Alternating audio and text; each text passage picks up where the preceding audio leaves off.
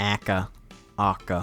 Aka! It's a farming simulator about, like, war and stuff. We'll just go with Aka, I think. So, this cute farming slash life sim starts out on the battlefield after a war just ended, and I really wasn't expecting the art style to look like this, but, you know, it's kind of a vibe. But we do still have those farming simulator hooks in there. Our grandpa, Tom, invites us over to a place called Pine Island where we can hang out and relax after the war and maybe make some new friends. We get a quick introduction into the game's crafting system before we repair our boat and we head out into the ocean, I guess? We're heading to Pine Island to completely unwrap. We've been at this war for quite some time, it would seem, and we've got some scars from it. And we need to completely shift our mindset and go away from all of the destruction that's been caused and start working on improving people's lives. We get this cool stylized kinda cartoon thing between scenes.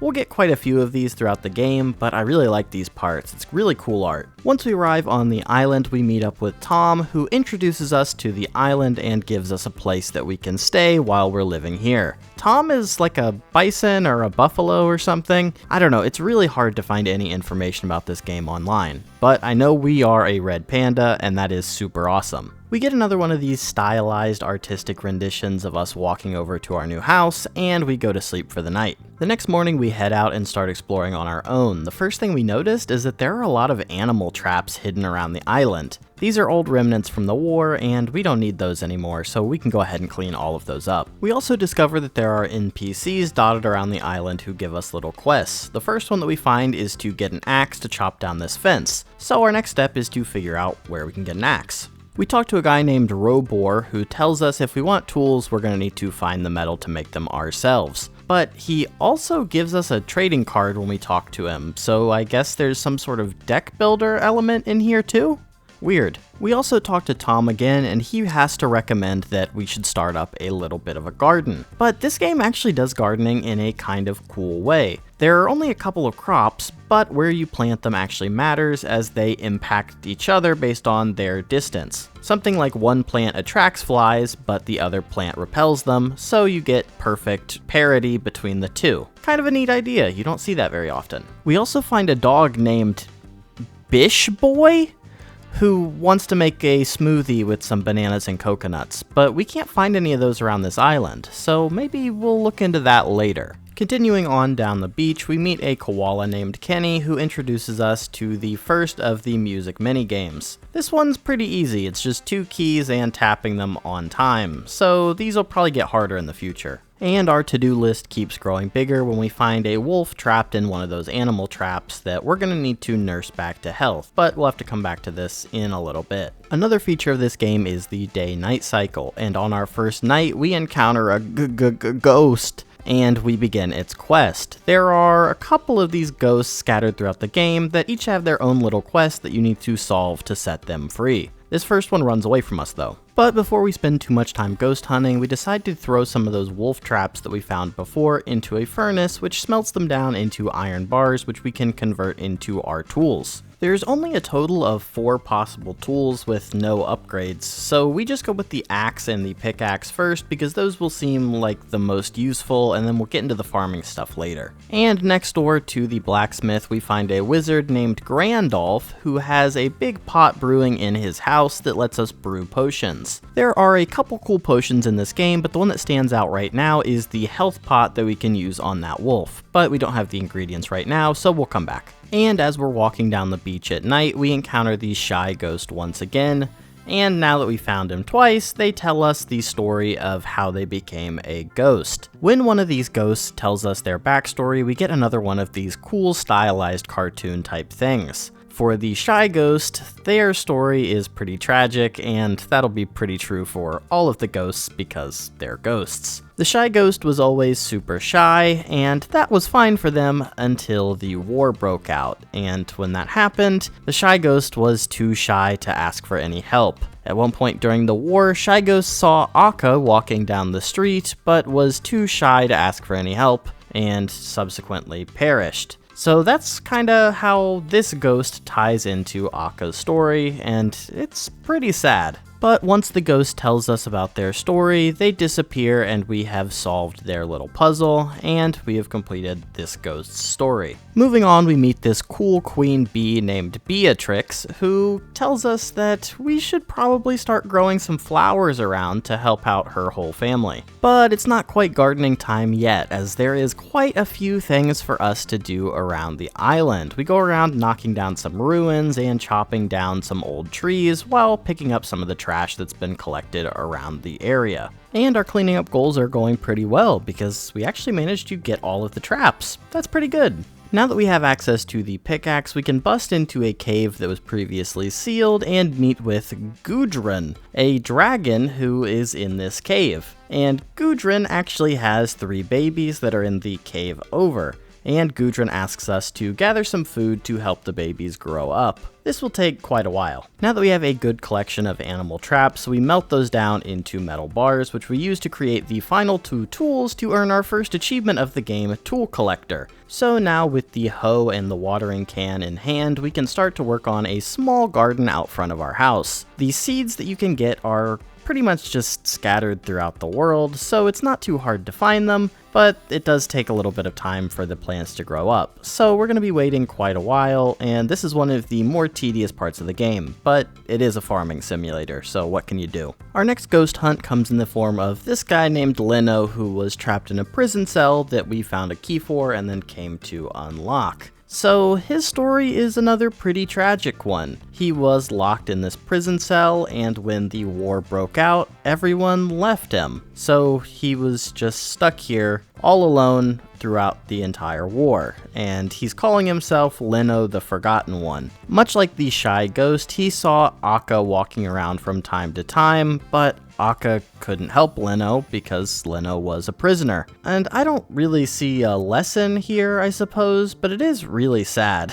With thoughts of Leno in our head, we go down to the beach where we can hop on a boat. Now this has been sitting here for a while, but we haven't experimented yet. There are actually 3 other islands we can hop over to as well. So we start with Bamboo Island. So these other islands are kind of weird. They aren't really told to you in any way, unless the story tells you at a later point if you haven't visited them, but it's fully possible you could have played this whole game without realizing there were other islands. But anyway, the issues on these islands are kind of the same. We still have traps and stumps to remove. Bamboo Island actually has kind of a neat twist to it though. When we reach the top, we find that there's another red panda here. And that makes a lot of sense because Akka informs them that they were actually born here. So hey, we're back to the homeland. We also find our first ghost of Bamboo Island, who appears to be a red panda as well, who asks us to specifically find a rhododendron to put on their grave. Well, that sounds easy enough. We just need to find the rhododendron. Maybe one of the other islands will have it. Probably, right? We also find that Kenny must have snuck on the boat over with us because he's here as well. And he's brought a brand new music game along with him. Now this one, they've removed the second note, so it's all the X button, but they've added different levels to it that you need to press. Anyway, when we finish this, we unlock the achievement Music Lover for getting a perfect score on all rhythm games. So that was surprisingly easy. Wow. We also find this set of drums called a taiko? I'm not really sure. But anyway, this one doesn't have like a musical challenge with it. We just hit the buttons a couple times, making some sick beats, and then when we hit 100 notes, we earn the achievement Taiko Lover. I didn't even know this was an achievement, to be honest with you. I was just having some fun. The next ghost we meet is named Misao, and Misao gives us a choose-your-own-adventure novel that only really has one path. It's basically you and a friend are in war times, and your friend gets injured, and all of a sudden you're being chased by a mob of the enemy. So what do? The only choice is to run and leave your injured friend behind. And it becomes really obvious that this is one of Akka's friends from the war, and this is a real thing that happened. But Akka doesn't really accept that this was a problem. Everyone was injured and everyone was just trying to survive. Misao accepts this and tells us to go find someone named Gagi. So the hunt for Gagi begins on Palm Island. As soon as we step out onto Palm Island, we find some problems that need fixing. There is a broken boat belonging to a kid on the coast here, and we repair it, but we don't give it back right away. We decide to go take a little cruise around the surrounding area. which is pretty cool, honestly. And surprise, surprise, we get the same quests here that we got on the other islands with the stone walls and the traps and the dead trees and whatnot. And hey, we also find those bananas that Bish Boy was looking for, so I guess we can give him some good news too. We also meet a nice sloth named maybe? He's not super important, but I kinda like sloths. You don't see them very often, so just a shout out to this guy, I suppose. After that, we come into contact with this mysterious Goggy we were told to visit, who is sitting at a suspicious table filled with cards. I wonder what's gonna happen here. So we play a game of this custom card game with Goggy. Now, the game itself is actually pretty simple. You're basically playing attacks, putting up blocks. Pretty Slay the Spire type stuff, but just in a 1v1 format. But I do really like the touch that you can add the cards to your deck based on the quests you've completed, and each of the characters in the game have their own abilities. But anyway, this match isn't too difficult. We managed to beat Goggy, and when we leave the victory screen, we earn the achievement Card Master for beating Goggy on hard mode. Now, when I saw hard mode, I kinda thought there were gonna be multiple difficulty levels, but really these weren't very hard at all. And so Goggy tells us the story of his untimely death. Goggy and Misao were hanging out, and they heard some sort of danger in the distance nearby. Someone needed to go check it, and they decided via coin flip that Goggy was the one to go, but he didn't make it. So that's where his tragic tale came to an end. He has an axolotl though, which is pretty cool. Now we can return to Misao and get the other side of this story. We bring Bish Boy his coconut and banana to make his smoothie. Honestly, this is a nothing quest, and I only mentioned it because who names a character Bish Boy? Come on. But before we do that, we can take our first trip over to Maple Island. So same old as far as the quests on this island, but we do manage to find our rhododendron that we were looking for. Nice. It was good we came here last though, because this island is quite a bit different from the other islands that we've been to.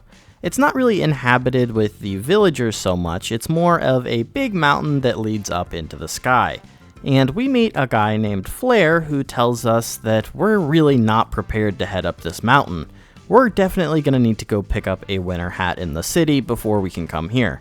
So I guess we'll go do that. Don't know where the city is though. Just kidding, there's a train that runs directly next to my house that I've been completely ignoring throughout this whole game. We take that and we're here. There are a lot more NPCs here. Sadly, a lot of them aren't interactable, but we do see a piano and we are instantly drawn to that because we know what happens when we interact with musical instruments in this game. After we play it for 100 notes, we earn the achievement Piano Lover. Sick!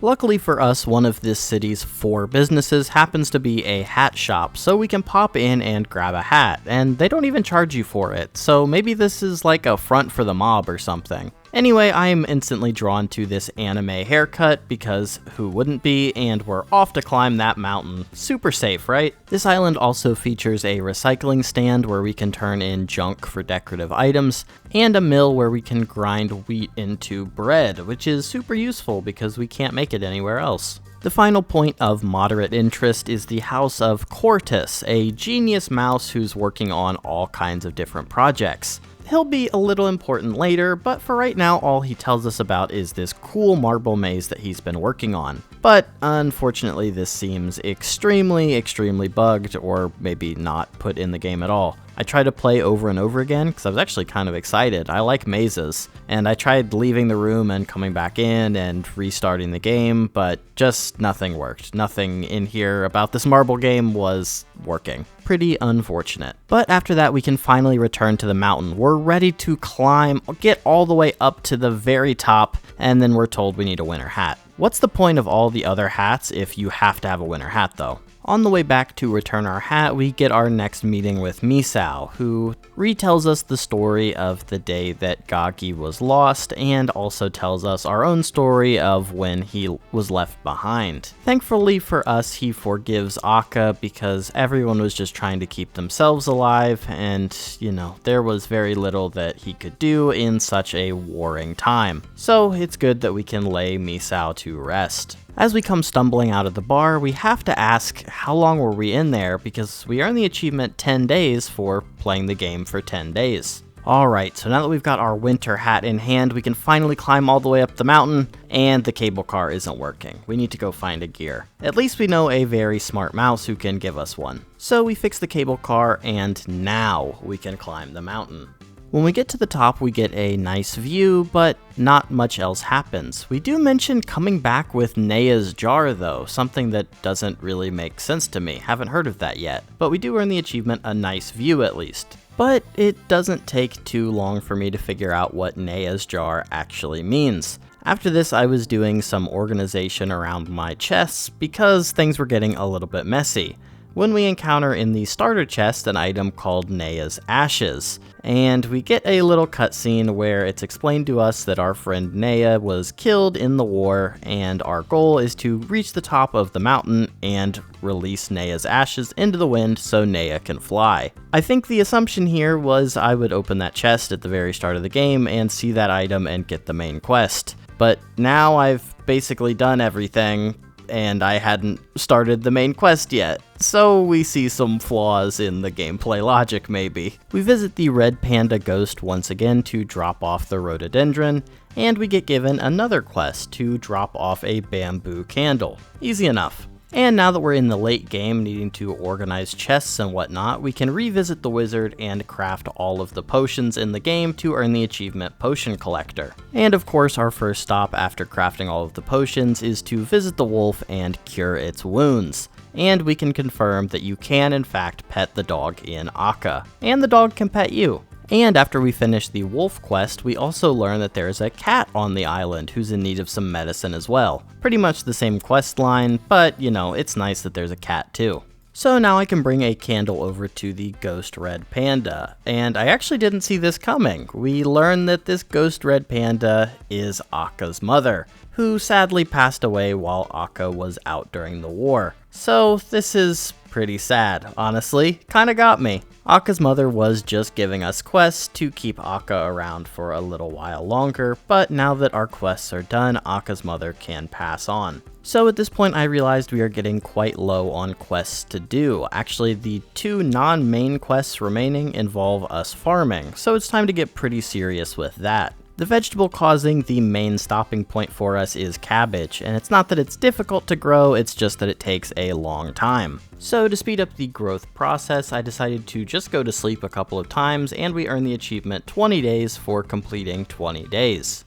So after skipping in time a little bit, we've got our food ready to help these baby dragons grow up. And now we have no quests left except to free Naya. Now there's only one thing left to do. We climb all the way back up to the top of the mountain, and we can release Nea's ashes out into the wind. And Nea actually visits us for a second and tells us we'll see them soon. But hopefully not too soon, because we have a whole life to live here on the islands. So this was a pretty sweet ending.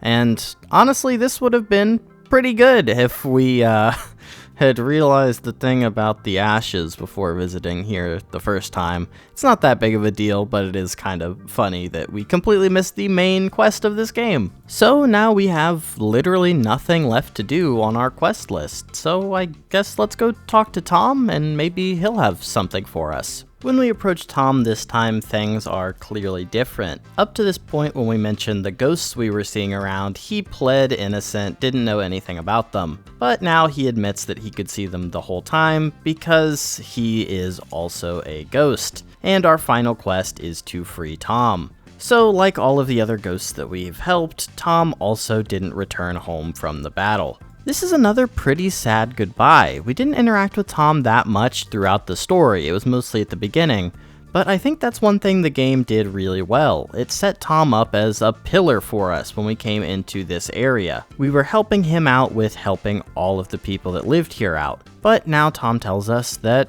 it's our responsibility. We've been doing a great job taking care of everybody, and this is just our lot in life. We need to continue taking care of everyone that lives on these 4 islands. So the joke's on us. We've actually already freed Tom, and this is goodbye. We embrace one last time, and we earn the achievement No More Ghosts for completing all of the ghost quests. And now we go into the credits. We have officially finished the game, but we have a couple more achievements that we need to knock out here. So let's go ahead and get those done pretty quickly. It's pretty easy stuff that we have left at this point. Our first achievement is for returning to the bamboo springs and sitting in the hot spring for a total of 1 minute. And for this we earn the achievement Hot Spring Lover. Achievement 12 is maybe one of the easiest achievements in the history of gaming. There's a guy laying on the beach looking at the clouds, and we just need to sit with him for 5 straight minutes, and then we earn the achievement Cloud Watcher. And when we finished, it was nighttime, so there weren't even any clouds. Achievement number 13 is called a new garden for building a second well on the island. This would be nice for aesthetics, but we don't care about those so much here. A cool thing about Palm Island is that this giant capybara lives on it. Now, we sadly can't interact with this guy, but we can take a nap on his back 20 times to earn the achievement Nap Lover. And now with 2 achievements left, we get into kind of a sad / unfortunate part of this game. The remaining 2 achievements just take in-game time, so we basically just sleep over and over again until we get the results that we want. This kinda sucks for a life sim, but I don't know, it is what it is, I guess. Eventually we sleep for long enough that an apple tree grows outside and we earn the achievement Tree Lover. This is kind of exciting because there's only one of these, so that's cool. But that's just a minor hiccup in needing to sleep for about 70 days compared to the time we were actually spending playing the game. You know, you could make the argument that it's a life sim, you should go out and work on some more stuff, but we've done everything, all the quests and stuff, pretty much in like 25 days, and now we're just spamming sleep until we earn the achievement 100 days for finishing 100 days. Kind of a lackluster ending, but hey, now we can say we have officially done everything in Akka. So, how did we do? Akka took me about 5 hours to complete. Now, this is much faster than I was expecting, because online the average time to 100% Akka shows up at about 10 hours. Now, this is a pretty indie game, not a whole lot of information about it online, but this is a pretty big disparity, so I feel like maybe I rushed through things a little too quickly, but as far as I'm aware, I did every quest line, saw everything, collected everything, did all the farming and stuff, so I don't really know what the holdup was for me, I guess. It was pretty disappointing to get to the end and basically just sleep for 70 days because it really didn't take us very long to beat the actual game. But I guess it is a farming life sim, so maybe it is about taking things a little bit slower than I did. But regardless, this is a nice quick game if you're looking to knock out a pretty easy 100%. And I had a reasonably good time. I don't know if I can recommend this game though,